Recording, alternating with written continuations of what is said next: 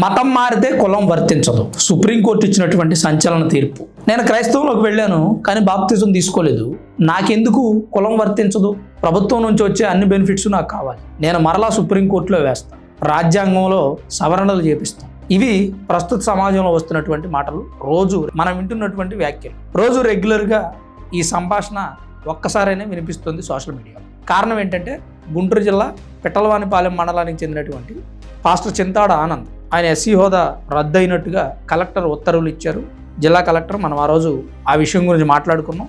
మనం ఎక్కడి నుంచి ఈ ప్రస్తావన ఆపేసామంటే, పాస్టర్ చింతాడ ఆనంద్ గారిని అండ్ అలాగే కేసు వేసినటువంటి వ్యక్తి రెడ్డి ఎవరైతే ఉన్నారో ఆయన్ని పిలిచి మాట్లాడడం జరిగింది. ఆ తర్వాత పాస్టర్ చింతాడ ఆనంద్ ఎస్సీ హోదా రద్దు చేస్తున్నట్టుగా జిల్లా కలెక్టర్ ఉత్తర్వులు ఇచ్చి పాస్టర్ చింతాడ ఆనంద్ని పంపించేశారు. అక్కడితో ఈ కథ ముగిసిపోయిందని అనుకున్నారు. కానీ పాస్టర్ చింతాడ ఆనంద్ మరొకసారి సుప్రీంకోర్టులో రిపిటిషన్ వేశారు. జిల్లా కలెక్టర్ నా ఎస్సీ హోదాని ఎలా రద్దు చేస్తారు? నేను క్రైస్తవాన్ని అనుసరిస్తున్నా, పుట్టుకతో నేను హిందూనే, నేను పలానా కులంలో పుట్టాను, నా కులం ఎలా మాఫీ అయిపోతుంది? దయచేసి మళ్ళీ ఒకసారి తీర్పునివ్వండి, దీని మీద పునరాలోచన చేయండి అన్నట్టుగా ఆయన పిటిషన్ వేయడం జరిగింది. ఆ తర్వాత ఆ పిటిషన్ ఏమైంది, సుప్రీంకోర్టు ఏం తీర్పిచ్చింది అనేది మనం మాట్లాడుకోలేదు. నేను రెగ్యులర్గా ఈ సబ్జెక్ట్ మీద మీకు వీడియోస్ చేస్తూనే ఉన్నా.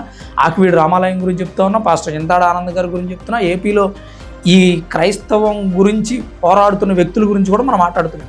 దీన్ని ఈ సబ్జెక్ట్ ఇక్కడితో స్టాప్ చేసాం, ఎందుకంటే తర్వాత ఏం జరిగిందని తెలియదు కాబట్టి. ఇప్పుడు సుప్రీంకోర్టు ఇతను వేసిన రీపిటిషన్ మీద తీర్పిచ్చింది. ఖరాఖండిగా తేల్చి చెప్పింది, ఎట్టి పరిస్థితుల్లోనూ కులం వర్తించదు క్రైస్తవంలోకి వెళితే అని మాట్లాడడం జరిగింది. ఏం చెప్పారనేది నేను ఒకసారి చెప్తాను. క్రైస్తవ మతంలో కుల వ్యవస్థ లేదు, అలాంటప్పుడు మతం మారిన వాళ్లకు ఎస్సీ ఎస్టీ హోదా రద్దు అవుతుందని స్పష్టం చేసింది సుప్రీంకోర్టు. మత మార్పిడి అనంతరం అట్రాసిటీ చట్టం కింద కేసులపై విచారించిన అత్యున్నత ధర్మాసనం ఈ కీలకమైన తీర్పునిచ్చింది. క్రైస్తవ మతంలోకి మారి పాస్టర్గా పనిచేస్తున్న వ్యక్తి ఎస్సీ ఎస్టీ చట్టం కింద రక్షణ పొందలేరని స్పష్టం చేసింది. Justice Prashanth Kumar Mishra, justice N V అంజారియా నేతృత్వంలో ధర్మాసనం ఈ తీర్పునిచ్చింది. ఎస్సీ ఎస్టీ హోదాపై ఆంధ్రప్రదేశ్ హైకోర్టు తీర్పును సమర్థించిన సుప్రీంకోర్టు, క్రైస్తవ మతంలోకి మారి పాస్టర్గా పనిచేస్తున్న వ్యక్తి ఎస్సీ ఎస్టీ చట్టం కింద రక్షణ పొందలేరు. కుల వ్యవస్థ క్రైస్తవ మతంలో లేదు. రాజ్యాంగం షెడ్యూల్డ్ కులాల ఆర్డర్ ప్రకారం 1950 ప్రకారం హిందూ, సిక్కు, బౌద్ధ మతాలు తప్ప మరే మతంలో ఉన్నవారు ఎస్సీ సభ్యులు కాలేరు. మతం మార్చుకున్న వెంటనే ఎస్సీ హోదా రద్దు అవుతుంది. పుట్టుక ఆధారంగా కాదు, మతం ఆధారంగా హోదా. కుల సర్టిఫికెట్ రద్దు కాకపోయినా ఎస్సీ ఎస్టీ చట్టం వర్తించదు. సర్టిఫికెట్ ఉంది కాబట్టి రక్షణ కల్పించాలని చెప్పలేం. పాస్టర్ దశాబ్దానికి పైగా క్రైస్తవంలో ఉన్నారు, తిరిగి మారలేదు. ఎస్సీ కమ్యూనిటీలోకి తిరిగి చేర్చుకున్నారని నిరూపించుకుంటేనే పాత హోదా పునరుద్ధరణ సాధ్యం. ఇది సుప్రీంకోర్టు చెప్పింది. క్రైస్తవంలోకి వెళితే అక్కడ కులాలు ఉండవు. మరలా మీరు కులానికి సంబంధించిన బెనిఫిట్స్ ఏవైతే ఉన్నాయో వాటిని వాడుకుంటాను అంటే దళిత కార్డు వాడుకుంటాను అంటే కుదరదు అని సుప్రీంకోర్టు స్పష్టంగా చెప్పింది.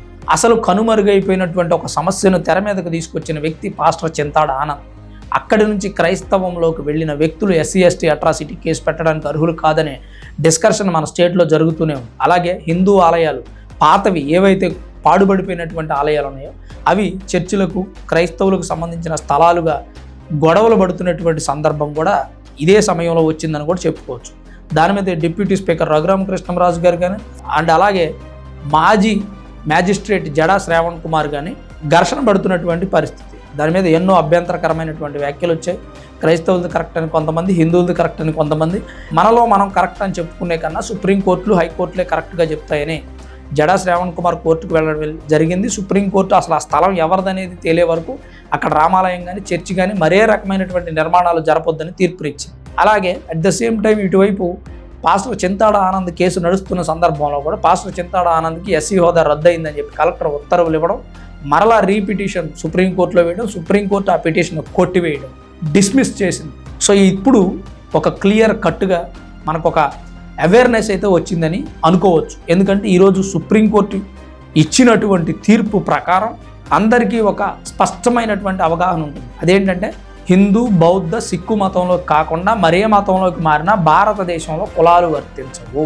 1950 క్లాజ్ 3 షెడ్యూల్ ప్రకారం ఖచ్చితంగా మనం దాన్ని ఫాలో అవ్వాల్సిందే. ప్రెసిడెన్షియల్ ఆర్డరా లేకపోతే మరొకరు పెట్టిన ఆర్డర్ అనేది అనవసరం, రాజ్యాంగంలో ఉన్నటువంటి ఆర్డరే. ఒకవేళ దానిని గనక సవరించాలి అంటే, దానిని గనక మనం ఎదిరించాలి అంటే రాజ్యాంగంలో సవరణలు చేయాలి, మళ్ళీ అమెండ్మెంట్స్ చేయాలి. అది సాధ్యపడే పనేనా? ఆలోచించండి ఒకసారి. అప్పుడు ప్రభుత్వం దేని కొరకు ఆ సవరణలు చేసిందో, రెసిడెన్షియల్ ఆర్డర్ని రాజ్యాంగంలో యాడ్ చేసిందో, అప్పుడున్న పరిస్థితులు ఏంటో. డాక్టర్ బాబు రాజేంద్ర ప్రసాద్ ఆయన రాష్ట్రపతిగా ఉన్నారు, జవహర్లాల్ నెహ్రూ గారు ప్రధానిగా ఉన్నారు. రాజ్యాంగం రాసిన తర్వాత దాన్ని అమలుపరుస్తున్నటువంటి సందర్భంలో మతాలకు సంబంధించిన ప్రస్తావన వచ్చినప్పుడు వేరే మతంలోకి మారితే కులం వర్తించదు, కులాలకి వెనకబడినటువంటి వర్గాలకి ప్రభుత్వం బెనిఫిట్స్ ఇస్తుంది, మరి వేరే మతంలో మారిన వ్యక్తికి బెనిఫిట్స్ అన్నీ ఇవ్వలేం అని చెప్పి స్పష్టం చేయడం, దాంతోపాటుగా నోటి మాట చెప్తే సరిపోదు అని చెప్పి రాజ్యాంగంలో ఒక స్పష్టమైనటువంటి ఆర్టికల్ని చేర్చడం. దాన్ని వ్యతిరేకించాలి అంటే అప్పటి కాంగ్రెస్ ప్రభుత్వాన్ని వ్యతిరేకించాలి, అలాగే అప్పటి రాష్ట్రపతిని వ్యతిరేకించాలి, ఇప్పుడున్నటువంటి కాంగ్రెస్ పార్టీని ప్రశ్నించాలి.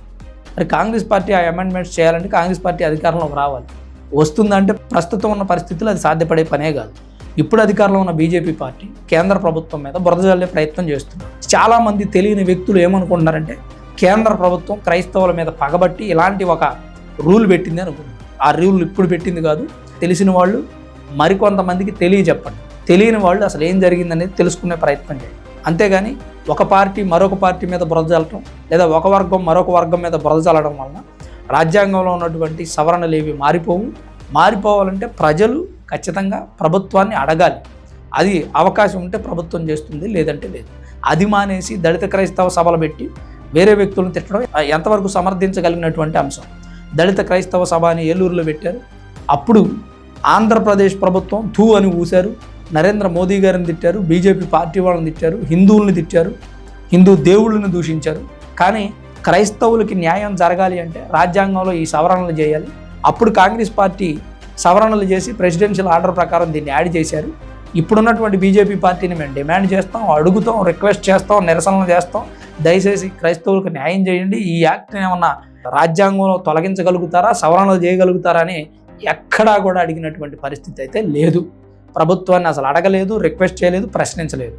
దళిత క్రైస్తవ సభ అని పేరుకు మాత్రం పెట్టారు, నామమాత్రంగా జరిగిందే తప్ప క్రైస్తవులను దళితులను ఉద్ధరించే కార్యక్రమం కాదు అనేది నా అభిప్రాయం.